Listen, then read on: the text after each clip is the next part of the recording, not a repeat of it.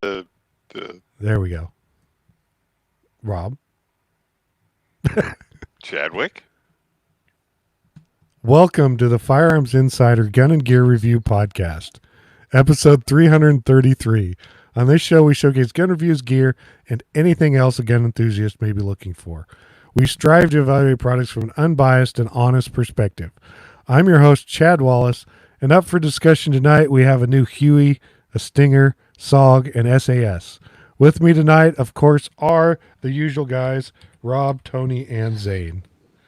So, did any of you do anything exciting in firearms this week? No. And Tony just told me I'm number one in his book. Thank you, Tony. I love you too. Yeah, you know, you are number one, right? So, Chad, do you have like COVID or something? I mean, your voice sounds a little... No, I don't know. I don't know if my mic's doing weird things. Yeah. Just trying to bring a new flavor to this podcast or something. I don't know. I went a new ambiance. I went axe throwing again. So not really gun related, but I did that again. At that bar? I went to a different one, but yeah. What is in your area of Florida? It's like, hey, let's get drunk and throw axes. I mean, it sounds like a good idea. That sounds like such a Florida man thing. Yo, I'm just waiting for Florida man throws axe at his girlfriend. Girlfriend dies. So this place I went to this time, they're actually affiliated with the it's the World Axe Throwing Federation. Yeah, that's a thing. There's a World Axe Throwing Federation. Of course there is. So they had like the regulation targets and the regulation weight axes. I didn't know this was a thing. This is a thing. There were dudes showing up with their bags with their own personal axes and sharpeners and stuff. I was like, all right. Whoa. Hey, that's what you call IDPA for axes. Well, I find it funny because people do that with bowling, right? They have their own shoes. They have their own balls. They sit there and wax the balls between frames. And I'm like, okay, cool. I got this rented ball, these rented shoes, and I'm having fun. Yeah. No, we at work, we were on this bowling league in work, right? And the four of us got together and we said, let's have some fun with this. So we made up really crappy T-shirts that said, I'm on a drinking team with a bowling problem. And sounds about right, though. We were dead last in the league every year, but dead first in fun. Oh, heck yeah. Us too. It was like... We had a great time. We made the most noise out of any lane. It's like, what the heck are they doing down there? Having fun. Having fun. It's like, making jokes. You got to strike, take a shot. You got to gut a ball, you got to take two. Zane tells us about throwing axes, and then he's done. Nice. Yep. Zane. Gun stuff really didn't do it. Did I tell you guys last week that I got some cool stuff in for the giveaways? So, yeah, like, you know, Spottico Tenacious. You didn't tell us about that one. Yep. I have no idea what special words you need to use, but a patron will get one of these. So pick this up. Also got that Ruger fixed blade. So what I'm doing for I'm trying to set something up so I have like the giveaways already spread out through the year. And if I get more sponsors, I can do more giveaways and just shoehorn them in. But I just want to know. And this is the under $20 giveaway, by the way. So, I mean, not giveaway. I forgot what special words I have to use, but yeah, this is your for the friend. People that, my friend that donates from $1 to $19 a month. I don't know what type of stuff you're supposed to tell us. You're supposed to tell us what to tell people. It is some weird freaking way you have to say weird stuff. Bleep. Yeah, it's just annoying because it's like, look, people are helping me out. A lot of people don't even want something, but if they can get something cool, and I'd like to give it to them because they're really helping out the diversity shoot. So that's what we're doing. We're going to give cool stuff away. And I got lucky, and I was on Facts on Firearms podcast this week, and also on Self Defense Gun Stories podcast. So that was as close to gun stuff as I have. We're talking to gun companies and talking about self defense gun use. Sweet. And let's see. Zane did something. Rob didn't do anything. Yep. Tony did all kinds of stuff. I actually went to the range too, but that was just kind of I was shooting. They got a steel gong at our range at 200 yards, so I was just making sure I could hit it with dot sights and an AR. So that's what I did. I also got in some gun skins. They're a vinyl wrap for guns, and I put this one on, this thing right here, which you can imagine what it is, but you know, Nice. and it actually, it's slick. It makes them a little more slick, but you know, it's kind of cool. It's a little tricky in spots getting around the sights. I messed it up in a few spots, but from the 6 foot social distancing, it looks great. Mm-hmm. So how does it feel when you're shooting it? I actually did shoot it this weekend. It shoots the same. It's just literally a little slicker. So if you don't get a good grip on it, you can. Yeah, I mean, it's not like some guns are this slick anyway. So, but I'm used to a little more grip. It still has some texturing through the vinyl, but yeah, like I said, it's a little slicker. There'll be a review someday in the future. They sent me an AR kit too, and I'm in the process of doing that one. They said do the pistol first, so that's what I did. You can't really tell much. It's a camo pattern, but on the rail, it's about all I got done on the rifle one. Let's see. See, you can kind of see the top rail there.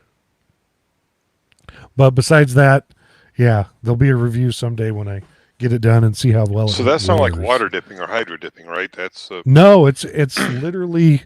Let me find. I got a spare piece floating around here from the pistol build. These are just a few pieces that got cut off, but it's literally like it's a vinyl, and you can like stretch it, and you heat it up, and it activates the sticky in it, makes it stick better. But you can lay it on there as you heat it up. You can like mold it around certain parts and stuff like that. It's kind of they have a million different patterns. It's supposed to help protect it, as opposed to make it look different. So, and then we did get our stickers in. Ooh, Gun and Gear Cult. Yeah. They don't have Tony's picture on them of him in a bubble bath, so that'll have to be some other time. They're safe. Mm-hmm. Yep, they're safe. You gonna make those patches? So, this a patch? I don't think it would work too well as a patch. We'll have to come up with something else when we get more money. I like the Kilt in the Streets one. I know. We still got to think about that. So, announcements. As we were talking, you can go to thegunandgearcult.com and pledge your support for us. It will help us get stuff like, well, the stickers, it didn't really help with, but maybe a mic or a recorder so we can be more consistent, stuff like that. If you like us, go pledge your support. Bandwidth sponsor, of course, as always, Patriot Patch Co. I did not look to see what the new patch of the month is, but go join, go look. You get it. Go see if they have anything cool for pre-order, or just go order cool stuff from them because they have all kinds of cool stuff. Of course, if you're shopping Amazon, please use the firearmsradio.tv/Amazon affiliate. If you want to buy stuff from Matador Arms or Amend 2, we would greatly appreciate you going through our affiliate links. They're on the website and also in the show notes, so you can pretty much find them anywhere. Now, Rob gets to tell us all kinds of fun stuff. The legal jargon. The views and opinions expressed in this podcast are those of the individual co-hosts and do not reflect the official policy or position of the Firearms Radio Network and or their employers. This is not legal advice, nor should it be considered as such. Viewer discretion is advised. This is especially true on live shows. And since we're all lazy bleeps this week and we didn't do a review, we're going to the product spotlight and discussion. This is not the review section. And we're going to start off talking about the new Vortex AMG UH-1 Gen 2. What? It's just a red dot. Reflex. It's a holographic sight. Same. Okay. Yeah, whatever. it's a holographic. Sorry, it's neither. For $800. Wow! Holy crap. Yeah, $799.99. Don't forget that penny because there's a shortage. I hear. Well, by the time you put sales tax on, they're probably like $830 or something. Oh, we don't have that here in Oregon, so can't help you there. You got income tax? Hell yes. I don't have that in Florida. Yeah, exactly. So I get you. I could move to Nevada and then I would have like no taxes except sales tax. What it is basically Vortex updated their UH1, so now it's the Gen 2. Still has all your same old stuff. 1x sight, of course, 1 MOA dot size in the middle, unlimited eye relief, half MOA adjustments, 100 inches, 100 MOA of adjustment, up, down, left, right. It is 3.9 inches long, 2.65 inches high, weighs 11 ounces. But basically what it amounts to is that it now has 15 levels of brightness, and I think they added now it has a dedicated button with 4 night vision compatible illumination settings. So that, if you have night vision, you can run this and still have some adjustments under it. It does come with their EBR CQB reticle, which is kind of, a circle dot, but it's got a diamond at the bottom and some little weird things at the top and sides. So there is that. I actually really like the reticle in this sight. It's a decent. I like circle dots, it's got a diamond in the bottom, which is fine. I like either one of those, especially on a rifle. So let's see if there's anything else I am forgetting. It still has that. It uses some sort of battery that I have not found yet. I know it's on here. I'm pretty sure it uses your favorite battery. I don't think it does. I thought it used like a CR123 or something. I thought it used a There it is, included in the box. CR123A battery. Okay. There you go. I've been wrong before. There you go. It happens. Yeah, well, it happens. But basically, I think it's the same price as when the UH1 first came out. If you're into this kind of stuff, great. If you need something like that, even better. I'm like, yeah, okay, we'll talk about it a little bit. I'm not keen on the weight. Everything else, hey, you're good to go. It looks like comparable, like EOTechs and stuff that do night vision and stuff like that are around the same price. So it's not like they're overpriced or underpriced. Yeah, there's a lot going on in holographic sights that aren't going on in red dots, which is why they're substantially more expensive. But if you need the benefits they offer, well, you need the benefits they offer. If you don't, get a red dot. Exactly. I mean, they do have the advantage of if you have astigmatism and you don't like the starburst effect or however it affects you, they don't have that effect. Yep. And if you want to run a magnifier, it doesn't magnify the size of your dot, unlike with a red dot. If you run a 3x with a 2 MOA dot, now you got a 6 MOA dot. That doesn't happen with a holographic sight. It stays the same size. So that's something to be aware of. Again, I'm more of a red dot guy because I only have a slight astigmatism and I can deal with the starburst. And I also don't use night vision, so the 4 night vision settings are useless to me. I certainly see a market for it. I gotcha. Yeah, I see a market for it too. It's just the market is not me. Well, I see the product improvement that happened. I think that's pretty cool. Because it's kind of annoying for people to act as if we did something all new and then put it under a new name. You know what I'm saying? No, it's a product improved version. Cool. Right. And Gen 2. Yeah, it's Gen 2. And it's like, thanks for keeping it legit instead of like painting in a new color and calling it something else. The sad part is because of this new gun apocalypse or whatever we call in the COVID gun run, you're not going to get the Gen 1s at a discount. Yeah. They're going to cost just as much as the Gen 2s.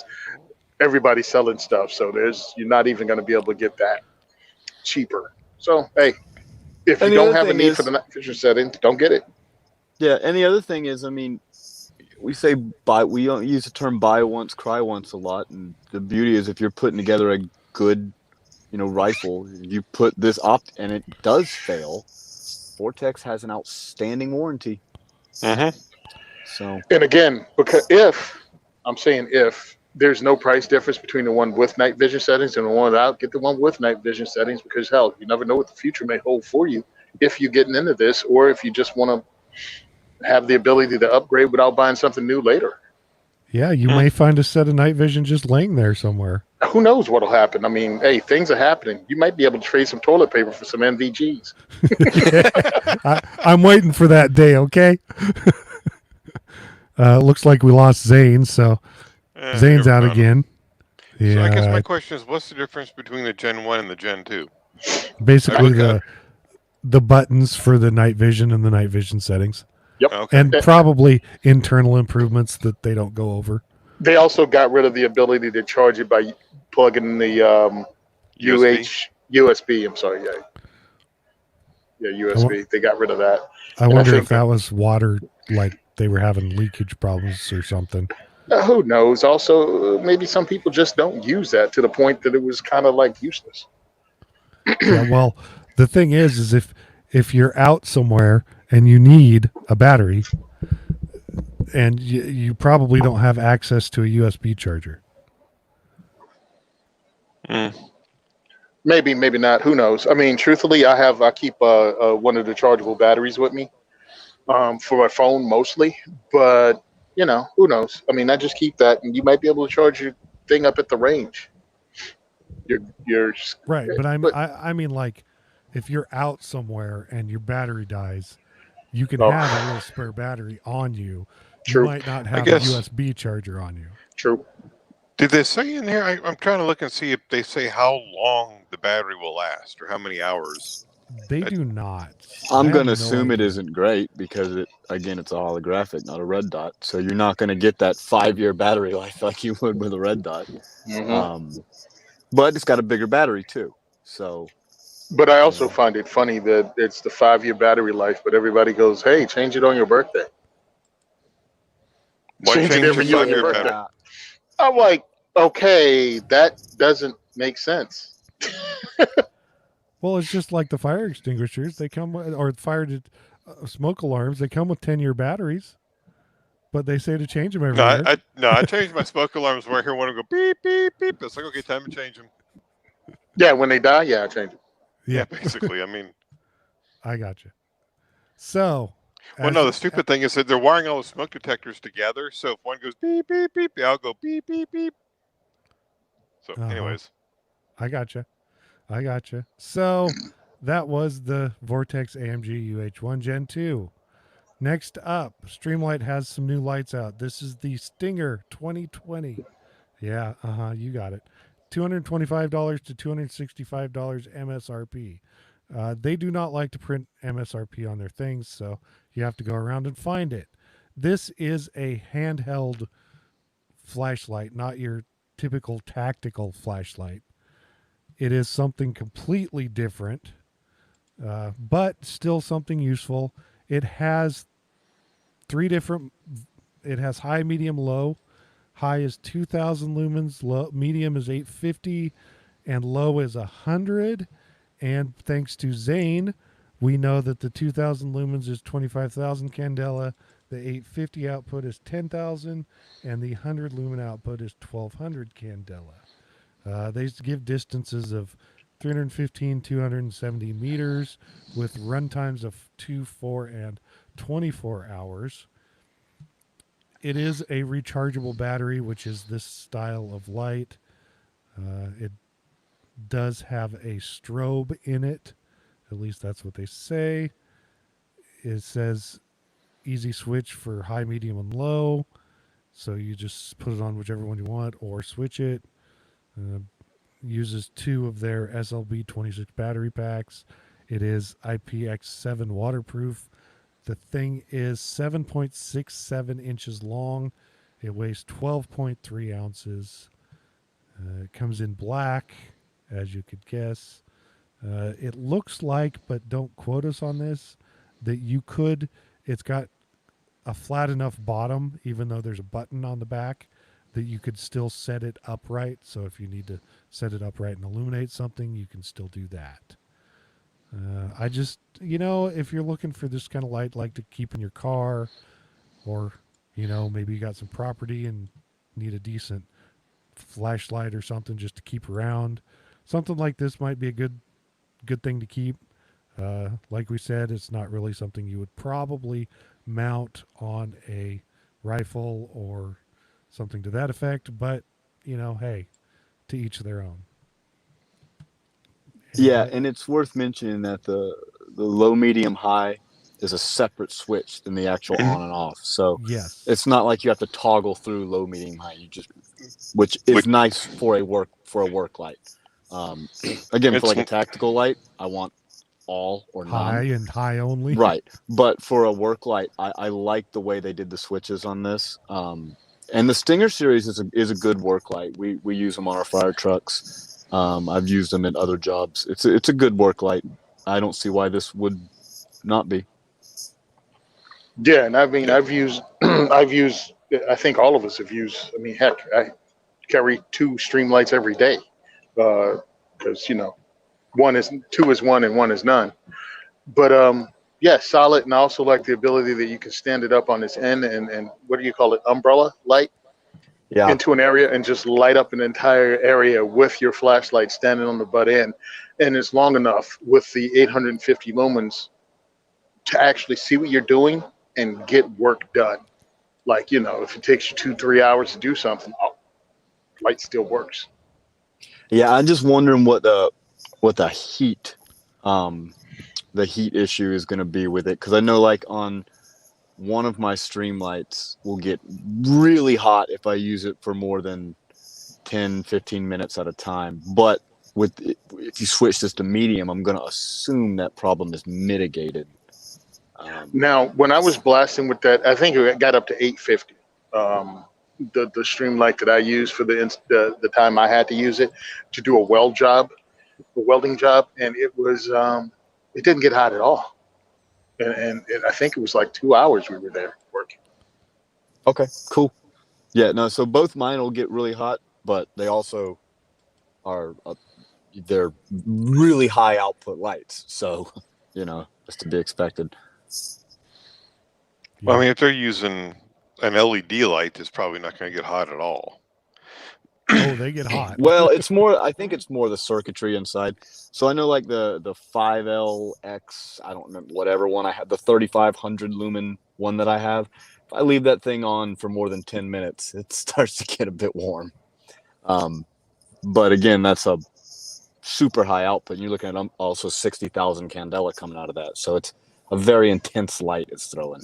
So yeah, and I had a 1,000,000 candle power spotlight, and they get hot. 1,000,000 candle power, I'd imagine so. They get hot and they melt Poland Springs plastic onto the lens. Ask me how I know. Yeah. Well, that's the thing, is if you want to know how hot a light gets, just go take your flashlight that you normally carry and shove it in your pocket and turn it on and see how long it can last. Yeah. Even a 500 lumen light, you're not going to last very long. Yep.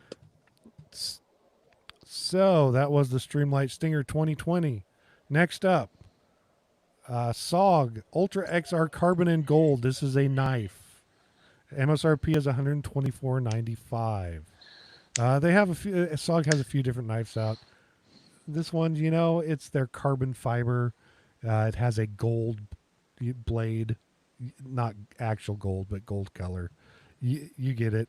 It is 6.5 millimeters thick. It weighs 34 grams, which is like an ounce. Something to that effect, if I remember right. 1.2 ounces. It has a 2.8-inch blade, non-serrated. The blade steel is a cryo-treated S35VN steel, vanadium steel. Of course, carbon fiber handle, gold titanium nitride blade. It is their XR opening system. It's a clip point blade. It is made in China. The whole thing is 6.4 inches when it's open.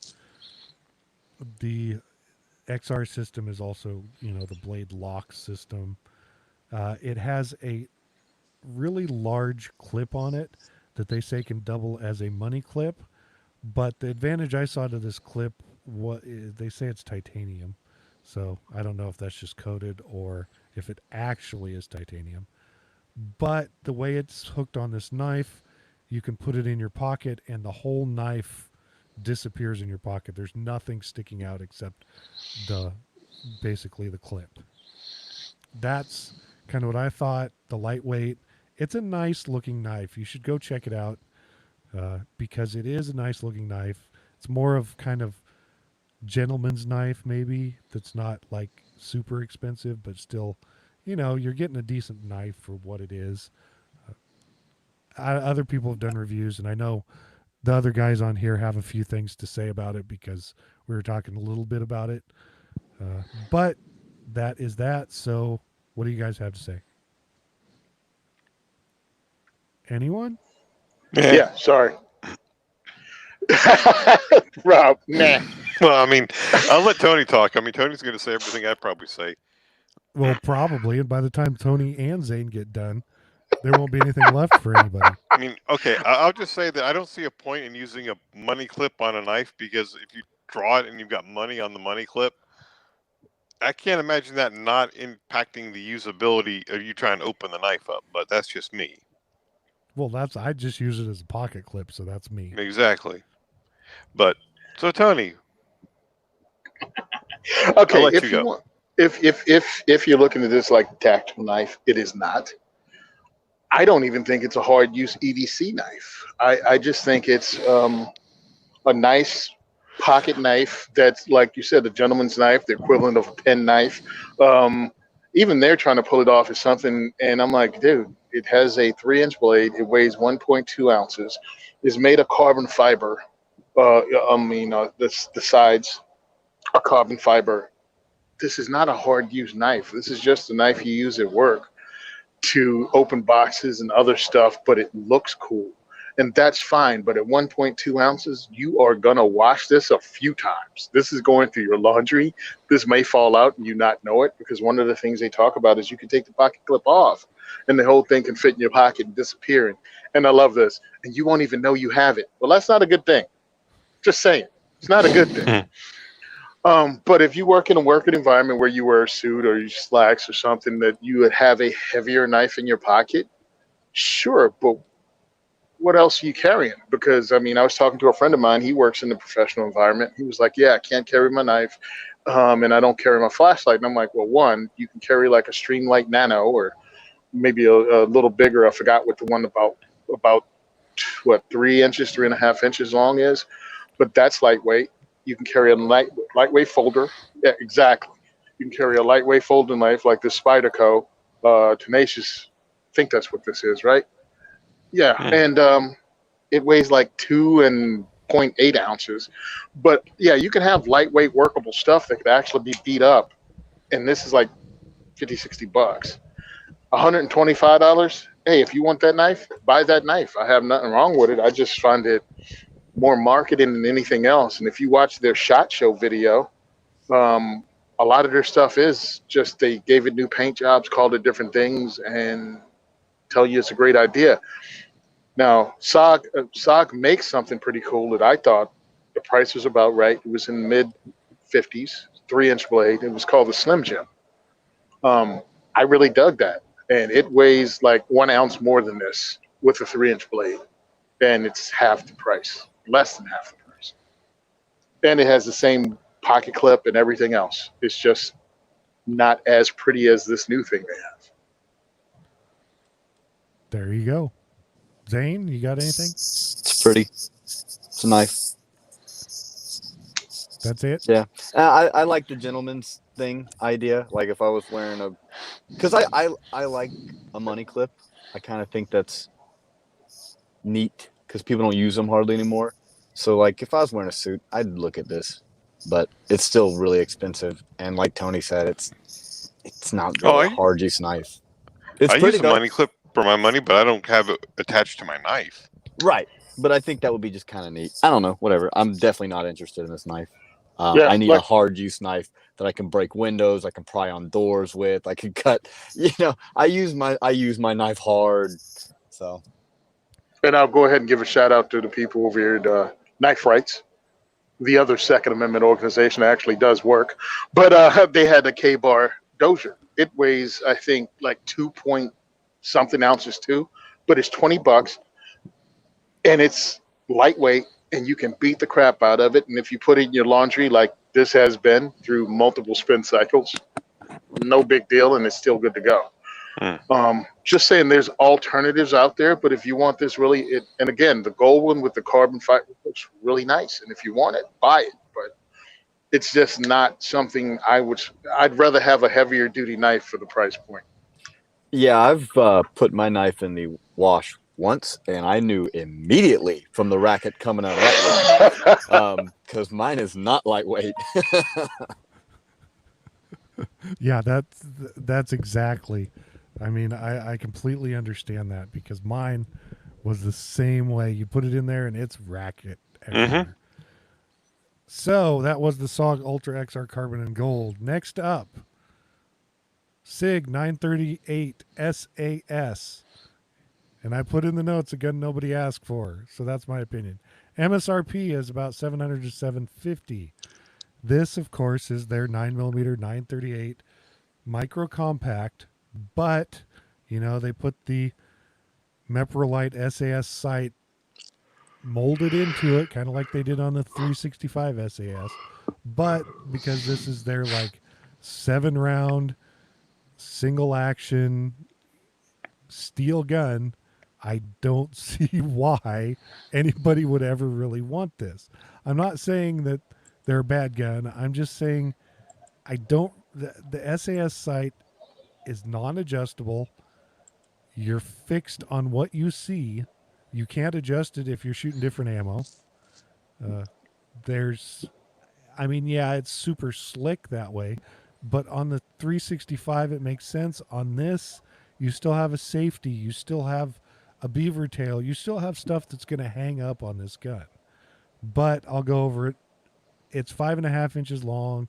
It's 1.1 inches wide. It is 3.8 inches long. It has a 3-inch barrel. It weighs 16 ounces. Let's see. Standard trigger. Frames hard-coat anodized. You know, all that stuff.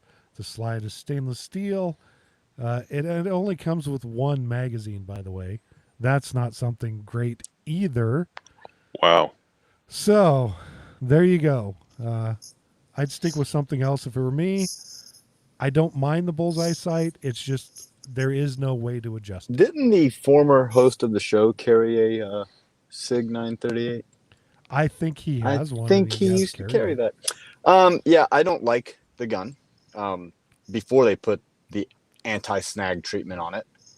And I like it less now. I think the sight is pretty much useless. And I think that guns don't snag on things. That's why we're putting big, huge, honking red dots on our guns now, and they're not snagging on anything. Been through couple iterations with it now. It's fine. The whatever. Hey, man, you do you. I don't like the gun. I don't like the sight. All right. Yeah, pretty much. I got something, and it goes back to just being into this thing since the 80s.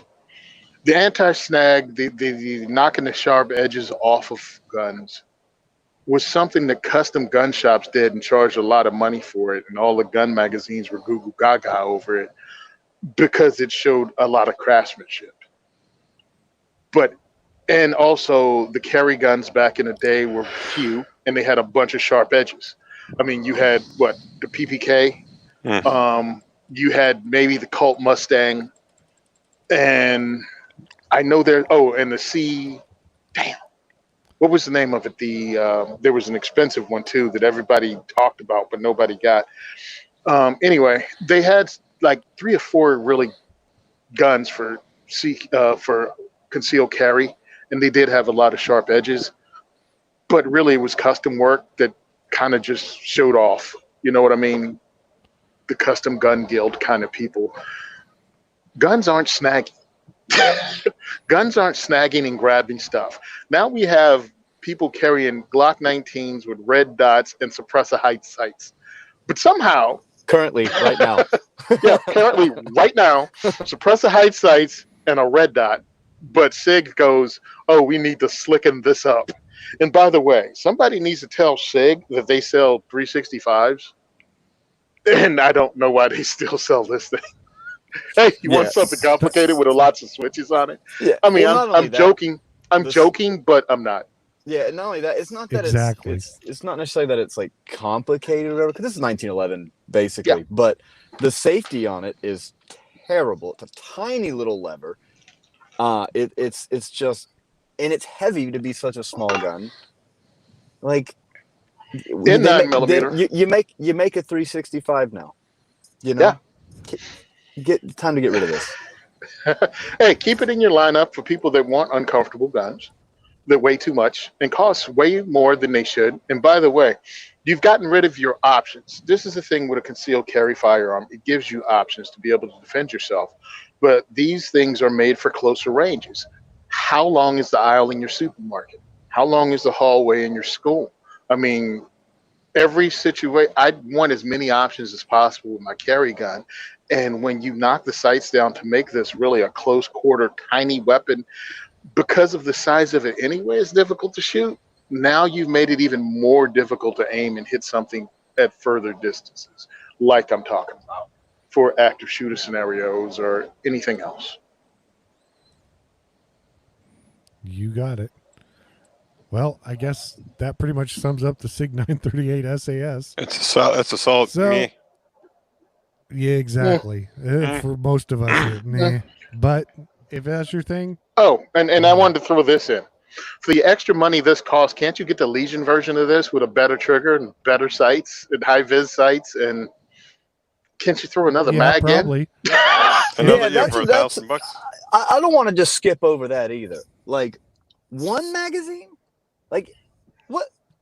Okay, I could even 2. All right, fine. I want like 12, but I get it. Yeah. 2 standard, 3 is nice, right? But 1? Come on. 1. Come on. Yeah. Well, like Tony said, the Legion probably has 3 mags. Good sights, a trigger job. And so these sights are mostly only useful at distances where you could probably do okay without any sort of sighting system. Not that, I'm advocating for point shooting. I'm not advocating for that. But at the distances where these sights tend to shine, it's called putting yards in metal over meat. Just put the outline over the target, pull the trigger. I would like to shoot some B8s at 25 with these sights just to see what happens. Because, hey, maybe I'm wrong, but I just feel like they're not very advantageous for doing anything other than up close work. I'm going by what SIG said in their own ad material, and not impressed because, again, 7 yards in, again, metal over meat, pull the trigger, you'll hit the target. If you follow in marksmanship fundamentals. And another thing, another company I know only gives you 1 magazine with a handgun is High Point. Yeah, but you can buy like 6 High Points for the price of this. No, I'm just talking if you're going to dog a company out. I mean, the other company I know off the top of my head is High Point. Get your stuff together, Sig. Quit being dorks about this and give more than 1 mag, especially now in this environment where people are having a hard time getting guns itself. You know how hard it is to get a magazine? Well, and not only that, it's not like it's a standard mag. It's not like you can just go buy any 1911 magazine and throw it in this. It's not like you can just go buy a Glock magazine. Like these are, I'm assuming, proprietary mags. They are, I think. Yeah, I think the only thing it might share with is the Springfield Armory 911, which was a little. Well, never mind. Let me not say that. But everybody knows what I'm trying to say. They look really familiar. They look very similar to another gun I've seen somewhere. Yeah, really close. Something like the Kel-Tec and the Ruger. No. What? Yeah. Okay. Moving right along. We'll get into the listener feedback now. You might have to read the disclaimer again, Rob. Yeah. Okay. I think just read the disclaimer again, folks. Okay. Due to Matt saying something in the comments last week, he's in there this week, but he sent us this question: gun safe options that are less than $500 that can also hold some pistols. Fire safe is nice. but I am looking for less than $500 safe. So, Tony, you're kind of the expert here. Tony is the expert, and there's nothing I can even say. So, All right. Oh, I was trying to figure out how to do this without sounding like a jerk, and then I realized most of you guys know me, so there's really no need to try to not sound like a jerk. You know, I am one. Soul safes since 93, excuse me. That was my job in the locksmith shop. That was one of the things we did. So let's go ahead and talk about the $500 price point. $500 price point does not get you a quality safe. $500 price point gets you a lockbox. It might be a bigger lockbox, but it's still a lockbox, and it's not a quality safe. When you hear gun dudes talking about safes in the gun shop, they're gun dudes talking about safes. So here's what you do. This is what you need to look for. I won't even give you a name brand. It's just what you need to look for, in my opinion. Again, based on over 25 years of experience. Dials. Get a dial. Do not depend on a key. Do not depend on biometrics, because they're still not up to the dependability they need to be. And electronic locks. Electronic locks I had problems and had to go open safes with broken electronic keypads with the numbers on them about 10 times compared to one time with a dial that wasn't working right. And usually when the dial wasn't working right, it was user error or really, really, really, really old safe. So Sergeant Greenleaf is the name of the company that makes most of the dials on your safe. If it has a Sergeant Greenleaf dial with a handle, good, get that. 2, sizes of gun safes. They lie. I don't know what. Maybe they measure the size when they say 14 long guns in a gun safe. Maybe they're talking about Single shot rifles? Single shot rifles, single shot shotguns, Kentucky long rifles. I don't know what they're talking about, but there's nothing with an optic and anything on the side. The slots are so close together that they will bump into each other. So pretty much cut the capacity in half. The other thing, fireproofing. Way overrated. Most people's safe is not going to burn for 2 hours. All right, just stop. You're putting way more money, unless you have some great collection that's going to be insured anyway. Way too much money. Half-hour fire rating is cool. Hour fire rating, I'd go with that if you're really talking about putting money in it. But understand the price you're talking about is like for a good, solid, let's say, 20 gun safe, 25, 26 gun safe, is like $2,000, $2,500. That's where you start with a really good-looking safe that you should mount. You still use the mounting hose in the bottom. You drill your safe in place. I don't care if it's on wood or on concrete. You mount your safe to the floor regardless of how much it costs. That makes it more difficult. So mount your safe, dial, capacity is half of what it says. And if it doesn't have anything other than that, it's a lockbox. Your safe can be gotten into by cutting the walls out of the safe on the side or in the back. So what you do is layer your defense, layer your security. So you have an alarm on the safe if somebody opens it or hits it hard. You have that on there. They sell those. You put a camera on it. You put a burglar alarm on the room that it's in to let you know. You have to layer it. It is just not a one-shot thing. Just having a safe and stick it in the corner is the equivalent of getting a bike chain lock and thinking your bike is going to be cool if you locked it around like a branch on a tree or something. So I can't give you a name in that price range that I can say is good and feel cool about it. So if you even get the stack-on safe that's keyed, mounted in the floor, and put an alarm on the door that's in that room so it goes off if someone breaks into your house or something, I mean, you're going to have to put in some work, because the less expensive you go, safes are just like guns as far as price point and features you get. You have the high point price level, you have that Ruger price level, you have the Glock price level, and then you get into what a lot of people on primary and secondary call duty and work guns. And it's pretty much, if you're serious about securing your stuff, you're going to have to pay real money on the safe. And the bad part about listening to gun guys talk about what a good safe is, If you start thinking in that and you want a real safe to put real valuables in, diamonds, stuff like that, family heirlooms, you're going to be looking in the wrong price range and you're not going to get a quality safe for the things you want to lock up. So again, higher end price range, you're going to spend over $1,500 just for a lower level safe that has those features I'm talking about, including anti-theft, relockers, things like that. Quality relockers, not garbage relockers. I can name some names, but pretty much if they sell them at Lowe's or Home Depot, they're garbage. If they sell them at Dick's, they're garbage. Well, nobody shops at Dick's anymore. You shouldn't. Well, Tony, thank you for being the resident safe expert or safe cracker, whatever we want to call you. That's rude. I don't identify as a safe cracker. I'm a dangerous cracker with a tan. I don't even know what that means. It was just funny. Yeah. It is. Safe cracker with a tan. I like it. No, dangerous cracker with a tan. Dangerous cracker. Yeah. Dangerous cracker with a tan. Okay. And the other thing So too we have about that another fire one. rating is that unless you get something that's UL for the fire rating, it's all BS. Oh yeah, definitely. UL fire rating is real. The other fire The rating only thing is, a if lie. you're going to get a UL fire rated safe for an hour, that's going to be about a $10,000 safe. Mm-mm. No, it's not going to be that expensive. Oh, here's another It's not thing, going and to I be want no to say $1,500 safe you buy from your local hardware store because it's going to be well more expensive. Yeah, the safe that that fire say rating they give you is they go to the tester and they say test it for an hour. Okay, fine. They'll wet the darn inside down, or they'll run the fire at like 50 degrees and all of a sudden crank it up to 1,200 degrees for the last 10 minutes.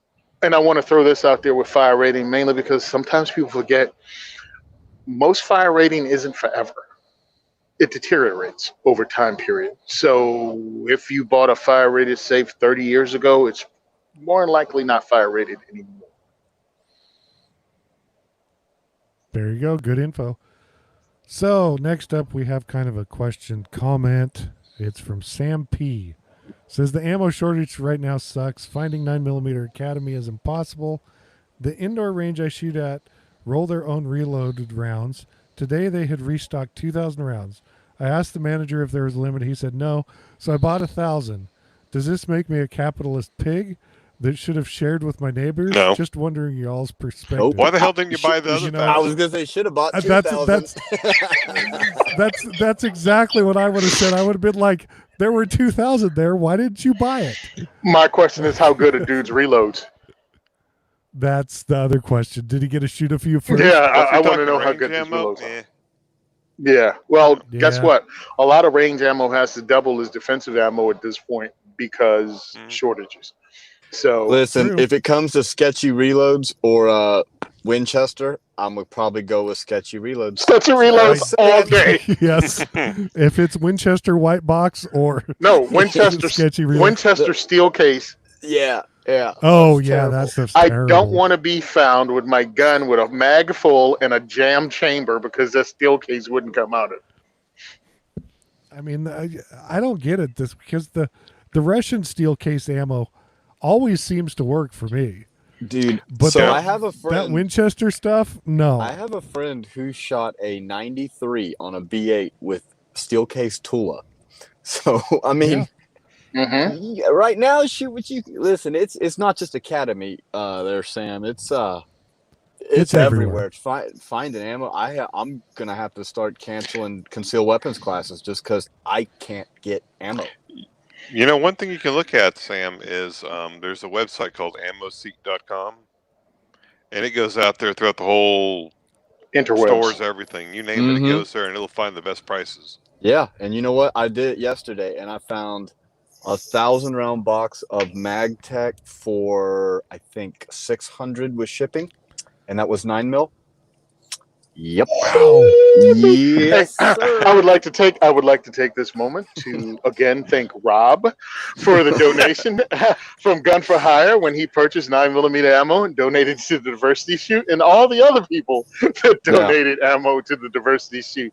Oh Yep. my god! So the only stuff I was finding, and even what I did find, it was very slim. But when I did find it, I mean, it was 45 cents a round pre-shipping, and I mean this was for like MagTech and Cellular and Dude, that's Bouye more than you'll or- pay for frickin' 5.7 by 28 I'm rounds. about to put the 357 SIG barrel back in my Glock because at these prices, I can afford to shoot it now. Hey, we've been on for a little bit, and Matthew asked a question kind of like that. Off caliber, if you're still able to shoot it, like what do you suggest, or do you have something like that? And I'm like, no. I mean, I have 357 Magnum, if that counts, 38, but I picked that up before the world went sideways. I have off caliber rifle, 30 carbine. Yeah, well, Mhm. honestly, like that would be if you have a 40 caliber pistol. Like I think you can find that a little bit. Yeah, I've got a couple of those. How do we mute Tony's mic? Yeah. Oh, I'm Like I sorry. said- Should I say I told you so to all the people after 2000? 40's dead. 40's back, baby. It's Why? only- Because of shortages. Right, it's only back because you can find it. Because Hey, I'm saying this. still shooting 40 don't know there's an ammo shortage yet. It doesn't make no difference. Go ahead and pay $600 for your 1,000 rounds of 9. Yeah. Yeah. You know me, man. I'm serious. I'm gonna look into what 357 SIG ammo is because I have a 357 SIG barrel for my Glock somewhere. I'm sure I can find it. Haven't seen it in 6 years, but Well, if nothing else, you could buy a 40 barrel. I could do that. Yeah. I just have to laugh at 22 TCM is giggling their butts off now. They're like, hey, guess what we got? And nobody cares. It's 22 TCM. But yeah, man. I mean, if you can, fine. But 10 millimeter ain't there. 10 millimeter is another one that was a fringe round, and all of a sudden it's popular again. So you ain't finding 10 millimeter nowhere, and it was always overpriced. 38 Super. Regional, depends on where you at. Yeah, and usually finding 38 Super, even on the shelf, is a pain in the butt anyway. I really if 38 Super was available, not during the shortage, but otherwise, I would seriously consider buying a 38 Super. Well, yeah, I'm pistol, looking at because ammo I seeking. like the round. They've got 1,000 rounds of 9mm MagTech for $479. And that's the pre-shipping cost. What's Oh, you're yeah. gonna add another $50 for shipping because of weight. Yeah, Depending unless on one of where the it's places coming that from. gives you free shipping. Yeah. Yeah. Oh, and by the way, and I'll go ahead and throw this out. Don't buy from cheaper than dirt. Nope. My personal opinion. Nope. I agree. Don't buy from cheaper than dirt.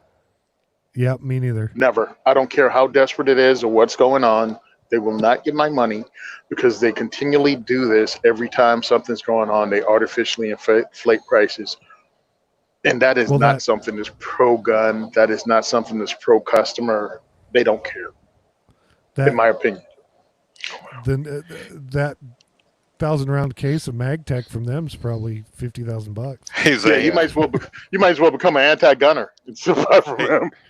Hey, Zane. Spear Gold Dot 357 Magnum, 1,000 rounds. Care to guess? 357 SIG or 357 357 Magnum? SIG or Magnum? 357 Magnum. SIG. Okay, Spear. 357 SIG. This is Spear Gold Dot. Yeah.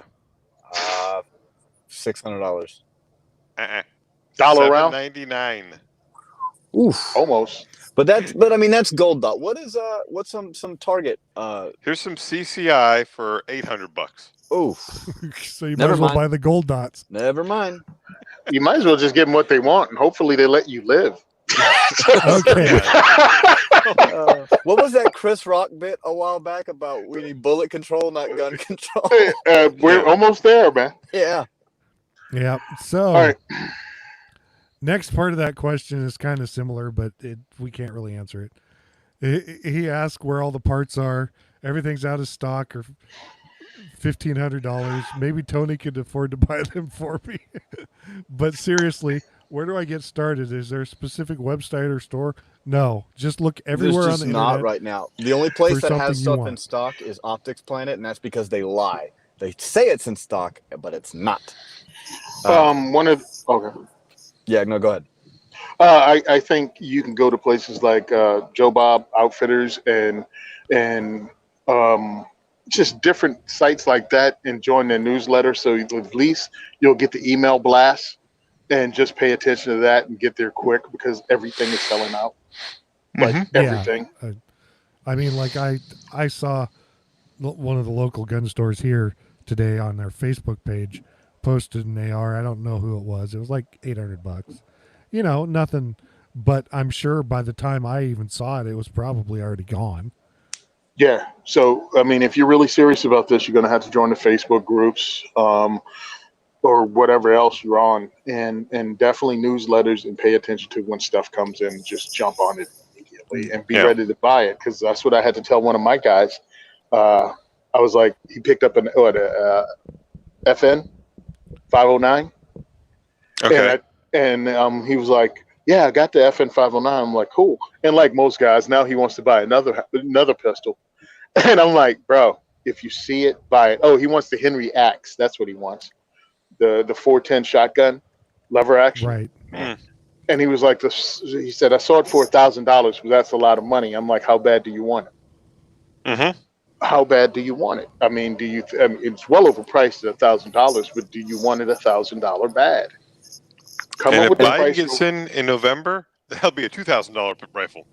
Yeah. And that's another reason that prices are going up. People kind of hoarding, and I don't think gun companies are pumping things out like full tilt boogie. I don't think they're trying to expand. Well, they're affected by COVID right now. They have to do the social distancing and all that extra stuff. So, and then throw on top of this, if Biden wins and gun control does pass, they're not going to be able to exploit the additions or the extra people they added or extending their lines. That's just going to all come to a crashing halt for them. So politically, they might not crank up again until after November. Depends on who wins. yeah. So there's another reason for the shortage that a lot of people probably don't think of, but it's there. It's business. So specifically to the website or stores, I would join the Brownells email blast, the Midway USA, and then I would go to the Big Techs Outdoors Facebook group. And between those three, you should have a good idea of what's in stock. Like I said, optics, everything will say they're in stock, but hold on. I'm going to look at my, I'm using my phone for everything now.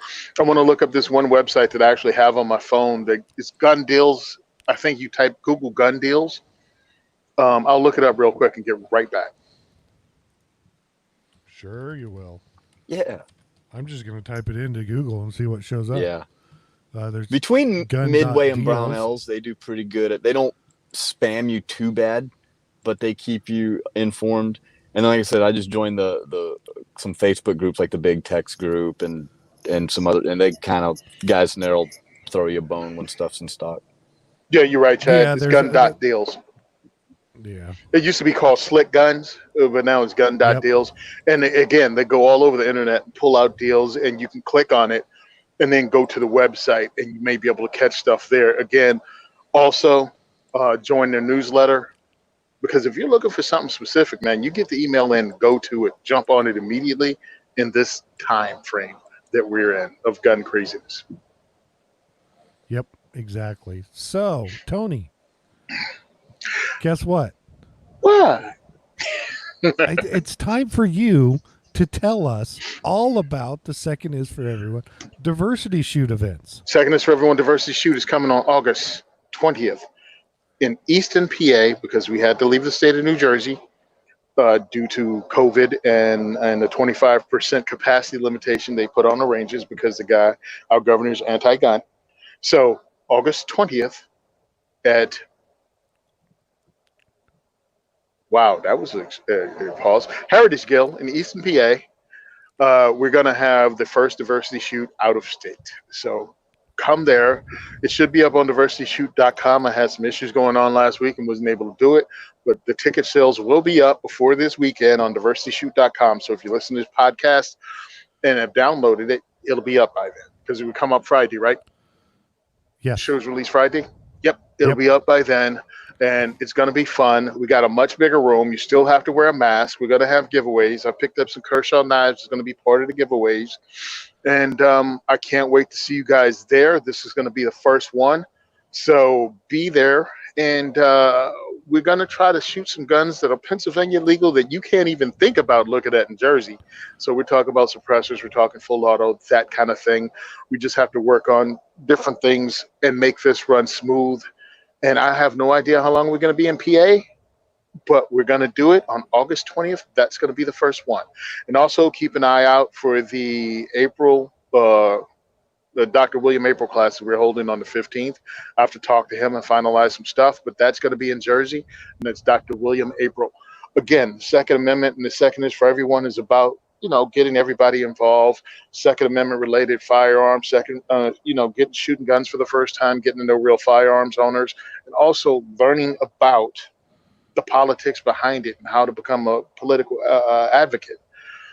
But what I'm doing is adding stuff like William April, because what I'm seeing is a lot of people not knowing what circumstances they should use firearms in. You know what I'm saying? It's people getting a little crazy as gun owners, because there's a large influx of gun owners, and there are a lot of people using the gun when they don't need to. So I'm just trying to help get people educated in that too, because that can get you locked up just as quickly as using a firearm. So Second is for Everyone Diversity Shoot, secondisforeveryone.com or diversityshoot.com. Follow us on Instagram, Simon Says Train, and on Facebook at The Second is for Everyone. If you want to help us out, we got the Patreon. We got some pretty cool giveaways. We're giving away a high point this month. Actually, I just have to draw the names. I have to find a friend to give a high point to that supports us on Patreon. I have no idea how you're supposed to say this stuff, but we're going to give away cool guns and cool Well, gear. if you have trouble finding someone, you can just give it to me. All right, I'll think about that. But yeah, dude, we got some cool stuff to give away. Please support us. It really helps us out a lot, especially now that we're going to be out of state and traveling further. I think it's like an hour and a half, 2 hours one way for me to get to the next event. So, Awesome. Well, thank you, Tony. Now, send questions, comments, or feedback to gungearreview@gmail.com. Go pledge your support at gunandgearcult.com. Don't forget to subscribe and leave us an iTunes review. Check out all the other great shows on the Firearms Radio Network. Don't forget to visit the Firearms Insider for reviews and our links to affiliate links, such and such, etc. Check us out on Facebook and Instagram at Firearms Insider. And of course, as always, thank you for listening to the largest pound-for-pound podcast on the network. And we are out. 40